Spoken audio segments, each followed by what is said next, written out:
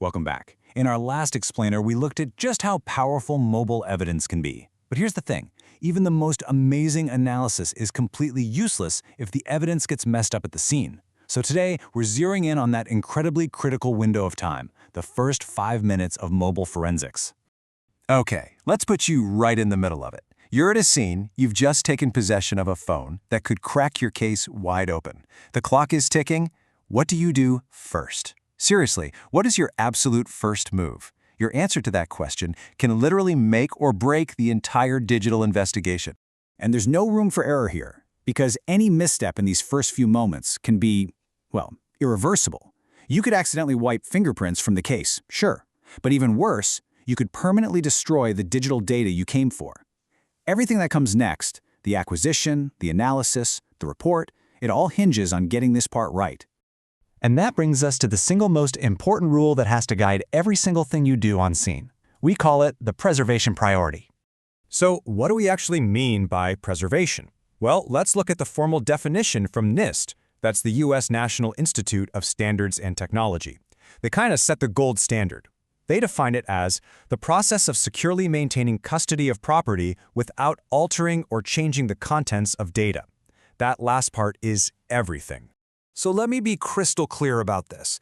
Your first priority, your gut instinct might be to start swiping around looking for the juicy evidence, but that is exactly the wrong thing to do. Your first job is not to search the device. It is to preserve it. That's how you protect the integrity of the evidence and start building a rock-solid chain of custody.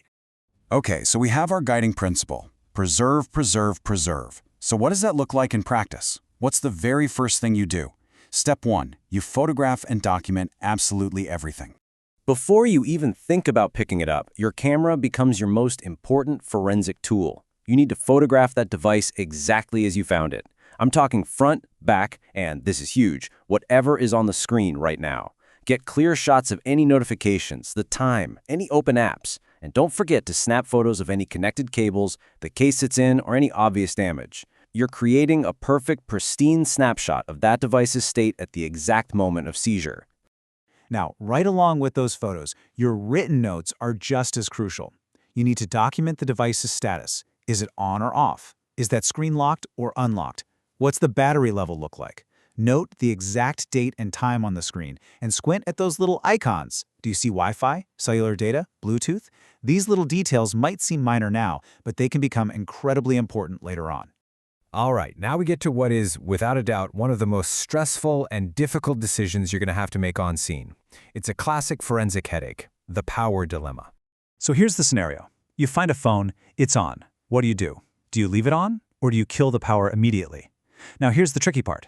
There is no single right answer. It's a calculated risk, and the choice you make is going to depend entirely on the situation in front of you. Let's break down the trade-offs. If you leave the device on, you have a shot at preserving what we call volatile data. This is the stuff that lives in the phone's RAM. Think running apps, active chats, maybe even encryption keys that will vanish the second the power goes out. But there's a huge risk.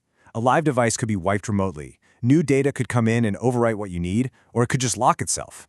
On the flip side, powering it off stops all that. It's safe from remote commands, but the cost is massive. You instantly and permanently lose all of that volatile data. So, what do? The key is to understand that the goal isn't to follow some rigid rule. The goal is to make a decision that is reasonable, justified, and, most importantly, documented.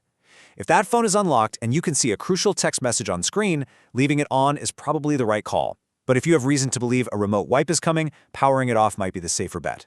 Whatever you do, you have to write down why you did it. Your justification is what makes it forensically sound. Okay, so whether you decided to leave it on or power it off, this next step is completely non-negotiable. You have got to isolate that device from all networks. And the reason is simple. A connected device is a vulnerable device. As long as that phone can talk to a cell tower, a Wi-Fi network, or a Bluetooth device, it's a liability. It can get a remote wipe command, it can sync with the cloud and change its data, or new messages can come in and overwrite the very evidence you're trying to save. You have to cut it off. So, how do we pull that off? Well, we have 3 main ways to get a device off the grid. Let's take a quick look at each one.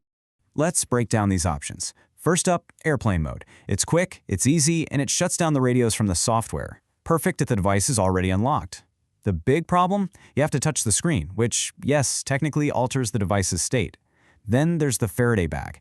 This is basically a special bag that physically blocks all radio signals. It's super effective, and you don't have to touch the phone at all.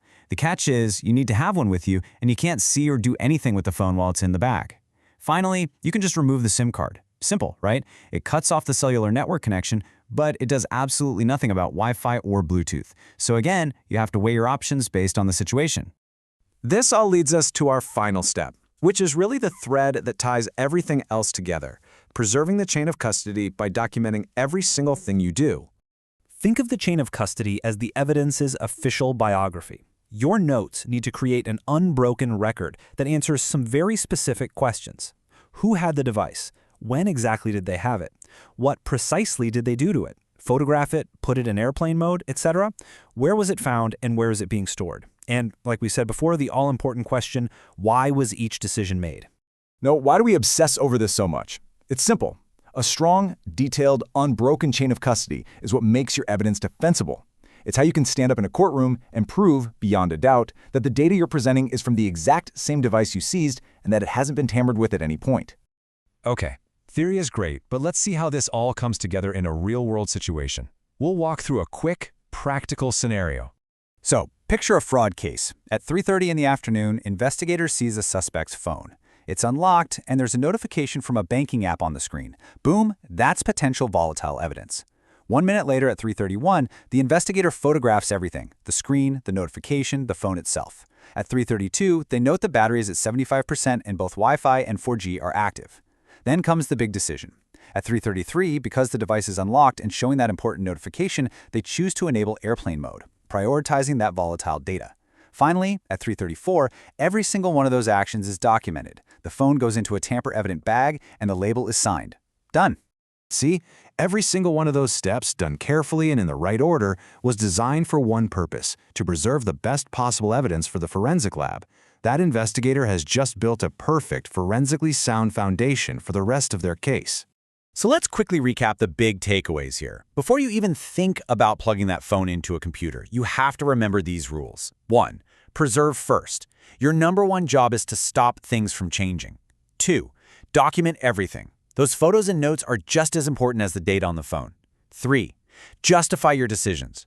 The why you did something is just as crucial as the what. And 4. Isolate and protect. Get that phone off the grid as fast as you can.